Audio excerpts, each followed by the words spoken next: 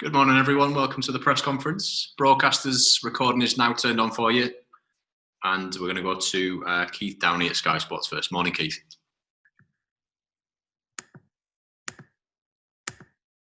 Morning, Lee. Morning, Steve. How you doing?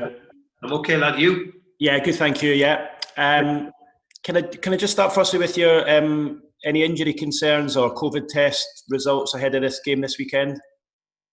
Well, as we speak, we're still waiting for one. Almiron arrived back like yesterday, so we're waiting for that one. Everybody else is okay. So we expect everybody to train this morning, which is a good thing. And does that include the lads who were injured after the last game against Southampton, Callum Wilson and Ryan Fraser? Ryan won't make it, unfortunately. Callum has got a chance to. Obviously, we're going to make sure that if there's any risk whatsoever, then he won't play. But he has trained the last 2 days and was very, very comfortable yesterday. So we'll see how again he is today. But he's the boy wants to play. But we'll just make sure. And as I said, if there's any risk, a bit like with Ryan and John Joe and we'll have to make sure that they're 100% right, because the big problem for us all, of course, is the injuries, which thankfully we're getting a few back. It's been a concern to all us managers. So you said, so is John Joe back then as well then, yeah? John Joe, it might be a little bit early, but he's trained 2-3 days. Matt Ritchie is another one who's trained 2-3 days. So that's good news for us all, that they're in and around the group again and making hopefully available for selection. Yeah, because obviously things were getting a little bit tight in terms of the amount of players that you were beginning to miss. You've had that break now. You must be pleased. I think all of us, there was a league managers meeting 2 days ago, and the big concern for all of us at the moment, of course, and when you look at the fixture congestion and the amount of games that the players are asked to play, then of course you're going to pick up injuries. And when you're playing that little bit fatigued, then of course you run the risk of even more. Now, a football player can play every day, we train every day, but you can't play with the same intensity. And the Premier League certainly demands a certain intensity. So it's something which we're all scratching our heads with, because obviously we didn't have a pre-season. So we're in difficult times as far as that's concerned. Thankfully, we've got a few back, which is good. So as of today, the EFL will be allowed to use 5 subs. Would you be in favour of that changing from 3 to 5? I have to be brutally honest. I was one of the teams that voted against it, and I understand the clamour for 5 subs, but I still don't think it's the real reason of players fatigued. I think the real reason is the amount of games which we're asking the players to perform in. For example, the big teams, and we've got 8 or 9 away, playing 3 international friendlies, and to come back now to a schedule where we've got something like 10 games in the next 5.5 weeks. It's the amount of games so quickly is what's catching everybody out. It was interesting because obviously you heard, I think it was Jurgen Klopp and Pep, you could see them talking about it at the end of their last game and complaining about the fact they couldn't, but yet they'd only used, I think, 1 or 2 substitutes. I think the big thing, which is to make a relevant thing though, we can all make 2 substitutes very, very quickly. It's the third one which you don't want to use, because you're obviously frightened that you'll even leave yourself with 10 men.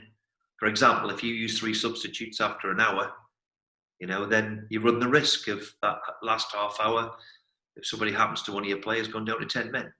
So I think that's why they're bringing the issue up. And also, maybe it's a welfare for the players. It's the welfare of the players that we have to look forward to, look after. And I think that's what Pep and Jurgen were alluding to in particular. Yeah, and obviously you play Chelsea this weekend, who have got an unbelievably strong squad. If they were allowed to use 5 subs, would you then see that as them having an advantage? Well, I can understand. Yeah, of course they've got to, but I think we've got to look past that. If we play somebody next week, have we got a bigger squad than somebody else? I think we've got to try and look past that in these difficult times. And that's what they are for difficult times. And we only have to look at the amount of injuries that everybody's picking up. And when you see something like the young lad Gomez, a rupture of patella tendon, then we'll never be able to prove it. But is that just fatigue? Because he's young, he's bright, he's really fantastic athlete. Is it just a tiredness which is forced that? We don't 100% know, but we've got a fair idea it could be. So, Steve, just to confirm, you voted for the 3 subs when the vote was made, and you want it to stay that way, but it's just the schedule that you've got the issue with, the amount of games. Yeah, I don't think 3 subs or 5 subs. I can understand the logic of it totally, and it's against, would a big team get an advantage, a bigger advantage? But I think we've got to try and look past that. I think we've got to look past that, because I don't think we all think we would suffer so badly like we have done. And as I said, the most important thing for me is, and I think we all agree on it, is the welfare of the players in all of this. And I think that's what we've got to try and look after. And I don't think actually just 3 subs or 4 subs makes that much of a difference. However, it is, as I said, difficult times. And for me, it's the fixture schedule, which is the biggest problem that we all face. And look, it's a difficult situation because we started the league a month late, and no pre-season and no rest from the previous season. So all them things stack up, and it's easy to talk about hindsight. Now the way we talk, we can all have a different approach to it. Steve, you mentioned Miguel Almiron back at the start of our chat here. Some pretty outspoken comments from his agent this week. Don't know if you've been made aware of them. Well, I couldn't miss them because they were that outrageous. It was bordering on ridiculous, and probably again a 2-bob agent who's so amateurish. Why would you put your client in that situation? If it was Miguel Almiron, who I've had the pleasure to work with for the last 15 months, coming in, knocking on my door and having a problem, then I'd listen. An agent who 2 years in is probably then trying to profit again on taking them somewhere else is just hugely disrespectful to all of us, basically, and to the club in particular, who've served Miguel so well. He's a great pro, a great kid, the lad, but obviously his agent leaves a lot to be desired. Have you felt the need to speak to Miguel since he arrived back? He hasn't arrived back yet. I haven't seen him yet, but I will have a conversation with him. Yes, of course. But as I said, Miguel is an unbelievable pro, great lad, great attitude towards everything, and appreciates what the club have given and what his teammates have given as well, and helped him settle into England. And as I said, the agent, it proves to me that he's just an amateur who's looking to make a fast buck again, which is pretty ridiculous. Just finally from me, Steve, keen to get your thoughts really on the sort of movement. There seems to be a clamour at the moment to try and do something about the amount of former players who are struggling or have struggled with dementia, and obviously there's those links arising with heading the ball and whatnot. I mean, as a man who obviously headed it a lot, you know, that was where your strength was. How do you feel about the whole current situation? Well, I think it's only right that we look into it. When you see the great World Cup team, was it 5 or 6 of them? And then I read an article the other day about the great Burnley team in the 60s, where 6 of those 2 have. And if there is a link, then I think we've got to find it quickly and find an answer or find a solution. Because, I mean, we've all seen the video of and the documentary of what Alan Shearer put together a couple of years ago. Yeah. And now this has been lurking for a good few years, and it wasn't until maybe the death of Nobby Stiles that it's brought back into light again. I think we must, the PFA in particular, must look into it. We have to try and see if there is a risk, certainly when the evidence is pointing towards that. And if it is pointing towards that, then we've got the ability to do something about it. And, you know, it was mooted, certainly, that, you know, young kids playing football in particular take away heading of the ball, which is an art in itself, don't get me wrong. It's a dying art, but it's an art itself. So I'm all for, making sure that we do all the research that we can possibly do, and if there is a link, then do something about it. I did an interview yesterday with Andy Townsend, who's the exec producer of a film about Jack Charlton, and obviously they talk about his struggles with dementia. And Andy said that he actually worries about the future and, you know, in 20, 30 years' time. And he's a guy who probably wasn't renowned for heading the ball a lot. How do you feel when you look into the future? When I look back in my career, you know, I look back at my career, and every day when I was young, we headed a ball. It was in a gymnasium on a string. And we ran and headed it, and then go outside and repeated it, and did it hour after hour. So yes, there is a genuine concern when you do see great people and great players from the area just before me. Then why shouldn't it not affect my era? I seen the great Dave Watson yesterday on the TV up here in the northeast, and his thoughts about it too, which is pretty sad to see. So, as I said, let's dive into it. Let's go and have a look at it and make sure that if there is a link, then we can respond to it and do the right thing. Thanks, Steve. Well said. Good luck for the weekend. Thank you. Thanks, Keith. Vicky Sparks, PLP. Hi, Steve. Good to see you. Thank you. And you. Frank Lampard said some really interesting things this week, just in terms of management in general. He says that it is all-consuming and dealing with 50 problems every day. Is that how you see it? Yeah, welcome to the pleasure dome, Frank. He's only been doing it 2 years. It is management. It is management. It's the difficult part of it, of course, that there's always something different, always something new. And certainly if you're managing Chelsea or Newcastle, there's always a scandal around the corner. So, that's why the job is so difficult. It's the good part is the training all week and then preparing the team and preparing, you know, for the game tomorrow, a big game tomorrow. You know, unfortunately, there's no supporters in the ground, but, you know, that's the best part of the game. But I can understand what Frank has said, yes. And what do you believe is the most important trait when it comes to leadership and management from your experience?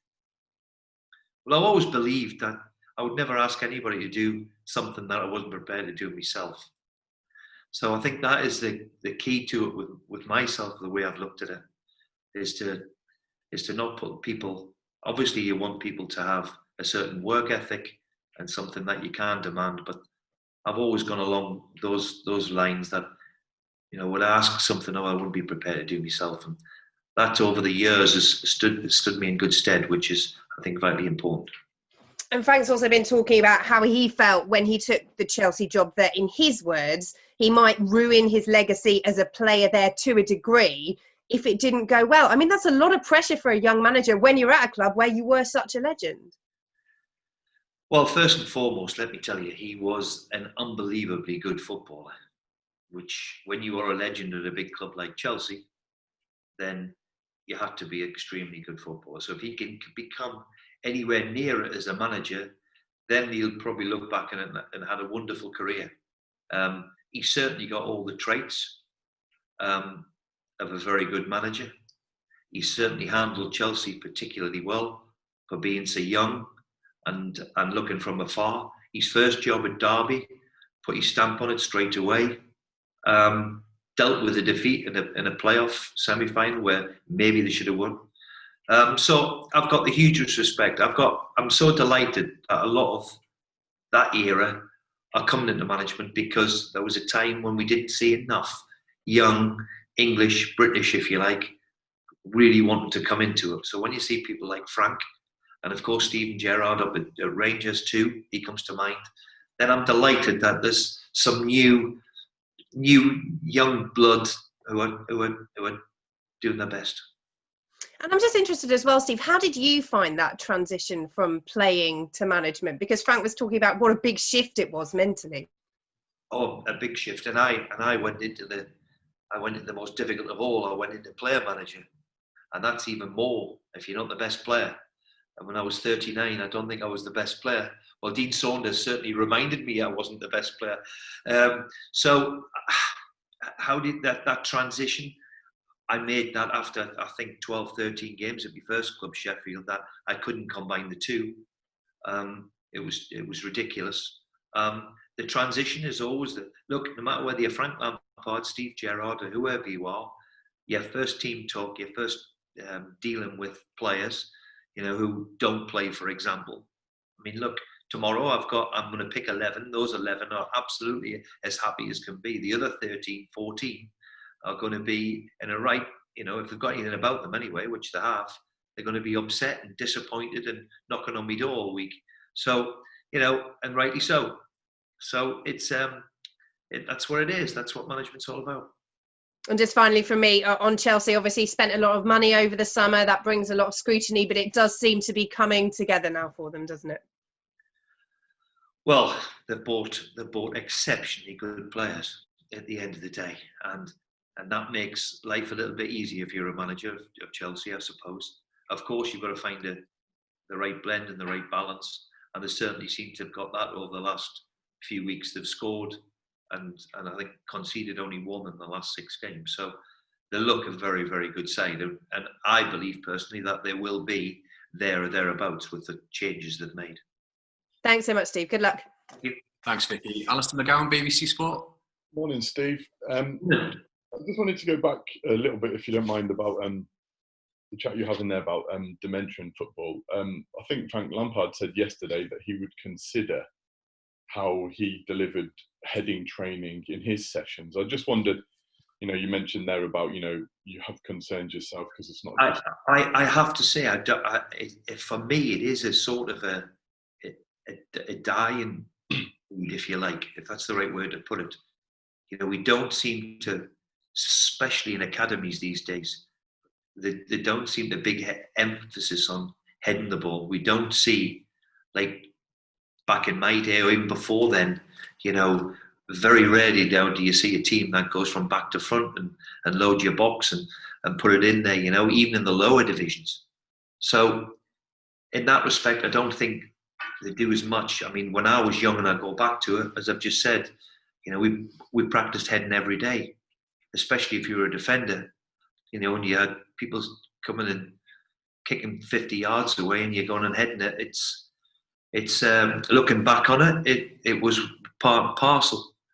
So I think we have to look at it. I think we have to study it really to see if there is a link. Certainly the evidence is pointing towards it, and act quickly, because when you see these great players, and when you hear of 5 or 6 of the 66 World Cup team dying because of it, it's and if there is a link, then we've got to stop it. And look at the whole situation. Do you stop young players, especially when they haven't fully developed, stop heading the ball as a youngster? All of these things maybe we can look at and see if we can, if there is a link, eradicate it. Do you think you change your training as a result of what's happened already? Do I think I changed my what? Sorry? Your training, so the way that you approach heading the ball with your players. No, I don't think so. We haven't. I haven't done. I mean, look, all of this has just reared its head again in the last week or so. So no, I mean, look, we will practice set pieces this morning because it's a big part of the game. 1 in 3 goals are scored from set pieces. So we have to guard against it, and we have to set it up, which we will do this morning. But as I said, we've got all the research, and we've got a lot of looking towards it and see if we can, and if there is a link, then do something about it. And just on the, you talked about the fixture schedule in there. After international break, I think now obviously Ole Gunnar Solskjaer made this point a couple of weeks ago, and Lampard did about this one. What do you think about this early kickoff on a Saturday after international break? Do you think that should be scrapped? Well, with the amount of slots there is now, I do believe, I'll just put it this way, if you're travelling back from your holidays and you're getting on a plane and you're in airports and you're this and you're travelling, then to get back on a Friday and travel again to come and play at an early morning kickoff, then it's very, very difficult. So that's why they're up in arms about it. And I can understand it. So now with the flexibility, we're seeing games being kicked off at 8 o'clock on a Saturday night now. So with the flexibility, let's give a hand with this and stop it. I mean, we went to Southampton on a Friday night, and we knew that we couldn't get back after the game. There was no airports open, So in these COVID times, a little bit of common sense. So 12:30 kickoff, though, I agree with them. Needs to be done about that. Yeah, and just last of all, for me, just in terms of you'll have seen this week about. You probably know about it already, about the dispute with the Premier League that the club's having. Does that affect you at all in any way? Premier League, a dispute with the Premier League in what respect? Just in terms of them saying about the takeover, the club are having a league. Oh, our club, yeah, sorry. Yeah. Look, I have enough on my plate with Chelsea coming to town tomorrow. I think I've made my stance pretty clear on that. Takeover talk, I'm not involved in it. I don't really want to get involved in it, of what's happened with it. Of course, I've seen it, but I don't know enough to comment on it. I'm sorry. No worries. Thanks, Steve. Good luck. Thanks, Alistair. Mark Shewlin, Look North. Morning, Steve. Morning.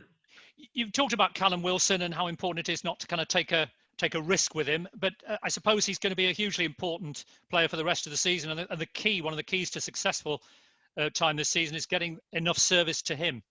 Yeah, of course, and if there's any risk at all, then of course I won't play him on. We can't afford to take that risk. However, he has played and trained in the last couple of days. I've known Callum only for a short period of time. He'll want to play like every player. So we'll see again how he is this morning. But if there's any risk at all, then obviously I won't play him. But you're right, is to keep the service and finding that balance, which we're all searching for, of being a threat at one end and the ability to keep a clean sheet at the other. When you've had an international break, you'll have some players who've been absolutely flying and other players who've had a difficult time. And I suppose it's a question of putting your arm around the shoulder of somebody like, say, Jeff Hendrick, who had a difficult international break in some respect. Yeah, of course. It's always great if the international, and certainly for the player himself. Look, there's no bigger accolade than playing for your country, and especially if you've done well. And when they come back into club football, they're bouncing. Jeff's had a difficult week, but it's part and parcel of being a professional footballer. I mean, he's had a red card, but we've all had many of them. So, yeah, he'll be okay, though. He's a good pro and a good lad. But you're right. You just judge of where they've been, what they've been up to, how they reacted, how they've done. But he has had a difficult couple of weeks, yes. But with the return of obviously Isaac Hayden, the match winner last season in the corresponding fixture, obviously competition for places is key, isn't it? Well, that's the good thing. Matt Ritchie, John Joe Shelby are not too far away, and of course Isaac is champing at the bit as well. So yeah, that bit of competition is always helpful. Thanks, Steve. Good luck. Thank you. Thanks, Mark. Keith Downey, do you have one more? Sorry, Steve. Sorry to keep you. I just wanted to ask you. I just wanted to ask you how Stephen's been this week. Stephen Clements. Obviously, some really sad news with his dad passing away. We've seen a lot of lovely tributes surrounding that. How is Stephen? And what have you made of what we've seen? Well, he is back. He's back to work today. Obviously, like everybody, at the end of the day, he's lost his dad. And what an unbelievable person he was. I've got to know Ray over the years, and we're all devastated about the news. He's fought the battle for a long, long time now, but never ever once give into it. Quite remarkable. And of course, topped with that he was a wonderful, wonderful goalkeeper. So he'll be sadly missed, but like us all, we're all saddened. And when you personally know the fella, then obviously your thoughts go to Stephen and of course his family, me and the girls, at this particularly difficult time. Thanks very much, Steve. Thanks for your time. Thank you. Thanks, broadcasters. Written guys will be back with you in just a moment if you can use the raised hand function now. Thank you.